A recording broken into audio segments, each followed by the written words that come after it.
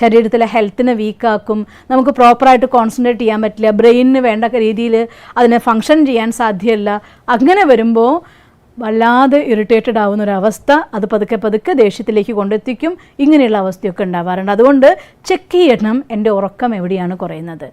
മനസ്സിലാക്കിയെടുത്തോളം 4 മണിക്കൂർ മുതൽ 6 മണിക്കൂർ വരെ ഉറങ്ങാനുള്ള സമയം എത്ര തിരക്ക് പിടിച്ച ജീവിതത്തിലും മനുഷ്യന്മാർക്ക് കിട്ടുന്നുണ്ട്.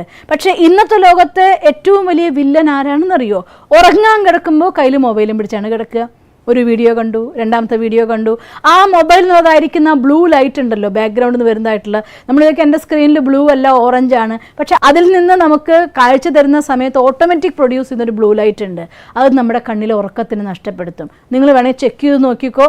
ഉറക്കം വന്ന് കണ്ണ് തൂങ്ങിയിട്ടാണ് നിങ്ങൾ കിടക്കുന്നതെങ്കിലും ആ സമയത്തൊരു വീഡിയോ കാണാൻ തുടങ്ങിയാൽ കണ്ണ് പകുതി തുറക്കാൻ പറ്റാതെ വലിച്ചു പിടിച്ച് കാണുമായിരിക്കും. എന്നാലും നമ്മൾ ഉറങ്ങുകയല്ല ചെയ്യുക, ആ വീഡിയോ നമ്മളങ്ങനെ വലിച്ചു കൊണ്ടുപോകും.